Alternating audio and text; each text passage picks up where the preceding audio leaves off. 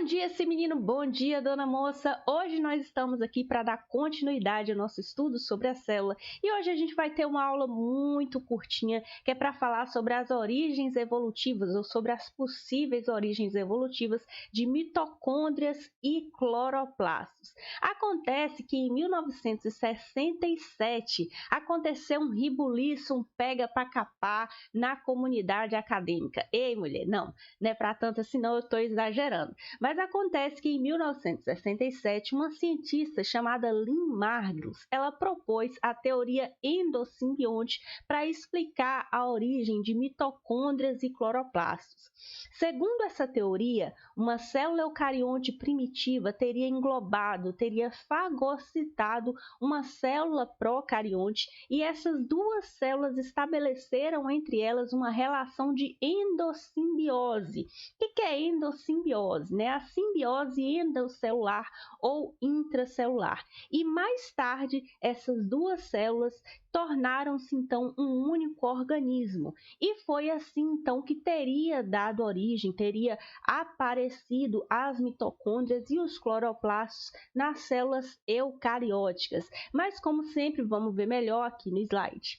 Então, durante a evolução, essa célula eucarionte primordial, que a gente também pode chamar de protoeucarionte, englobou, fagocitou essa bactéria e esse procarionte. Uma vez lá já dentro dessa célula, já dentro da célula eucarionte, essa bactéria ela escapou dos mecanismos de destruição de organismos estranhos, de compostos estranhos, porque a gente sabe que todas as células eucariontes elas têm esse mecanismo de destruição, de digestão de organismos ou de moléculas estranhas que porventura entrem nela, mas nós não sabemos por que essa bactéria, esse procarionte, escapou desse mecanismo.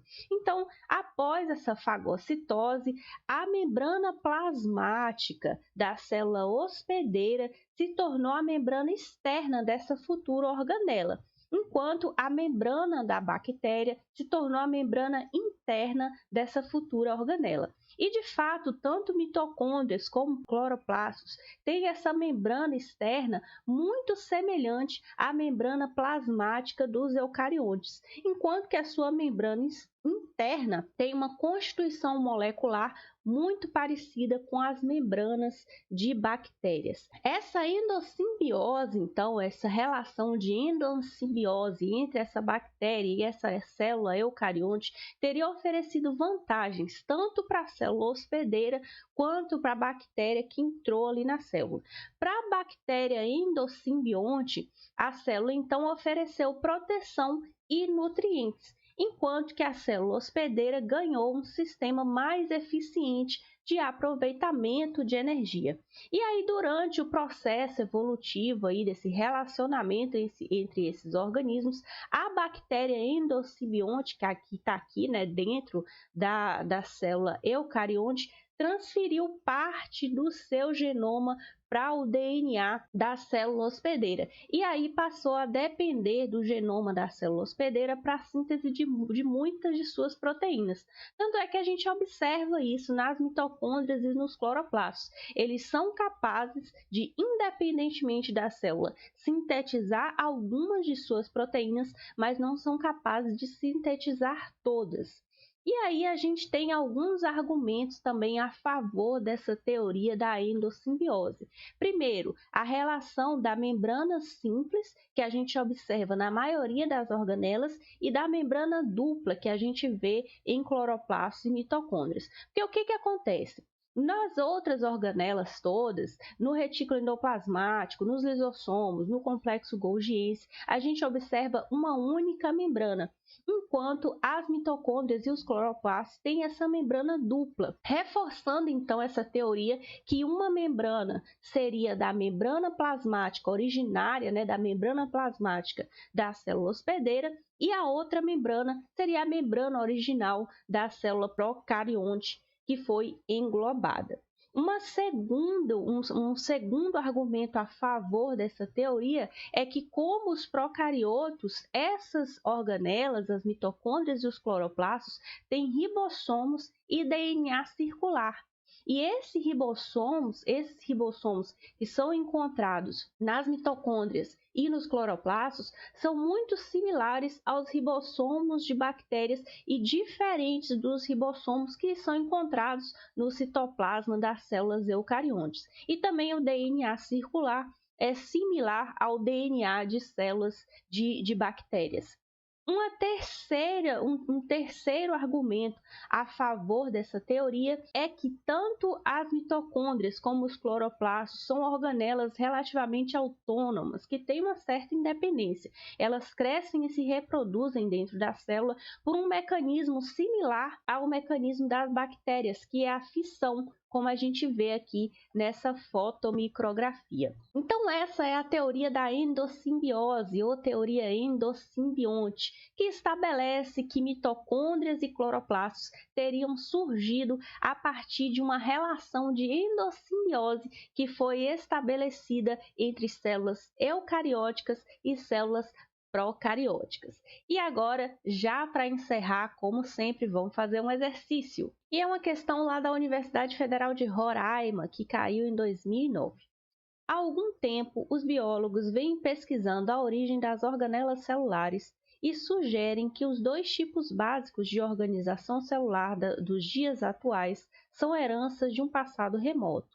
A cientista Lynn Margulis sugeriu que a origem da célula eucariótica está relacionada às associações simbióticas obrigatórias entre diferentes seres. Com base no exposto e em seus conhecimentos sobre as células procarióticas e eucarióticas, em relação às afirmativas abaixo, é correto afirmar que... Vamos lá, então. 1. Esta hipótese, chamada de teoria endossimbiótica, é muito improvável porque a simbiose é um evento raro na natureza. Improvável, gente, cuidado com esse "in" aqui, tá? Às vezes o aluno não enxerga esse "in", diz que é provável, pensa que é provável e vai embora. Improvável não, né? Porque simbiose, de fato, ele é um evento muito comum na natureza. Então, essa primeira aqui já está falsa.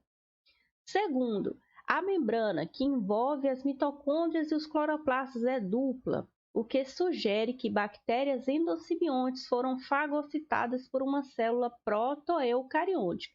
Justamente o que a gente acabou de ver, né? Essa daqui está verdadeira. A membrana que envolve mitocôndrias e cloroplastos é dupla, sendo que seria uma dessas membranas a membrana originária da membrana plasmática da célula hospedeira, enquanto a segunda membrana seria a membrana original da bactéria que foi fagocitada, o que sugere que bactérias endosimbiontes foram fagocitadas por uma célula protoeucarionte. Como a gente falou, né?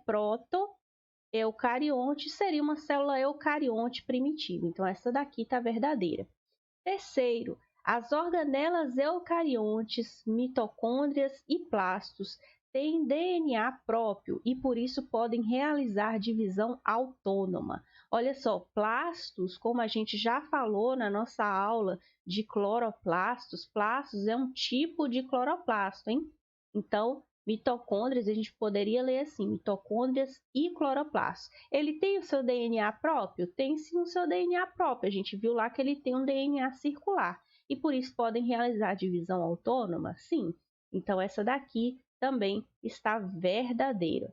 Então, as verdadeiras aqui são a 2 e a 3, que já está aqui, ó, na letra E, de autossomos. Então é isso, gente. Essa foi a nossa aula de hoje. Eu espero que vocês tenham gostado. Eu espero que tenha ajudado vocês. Dúvidas, sugestões, deixe aqui nos comentários que eu vou tentar responder o mais breve possível. Até mais e até a próxima!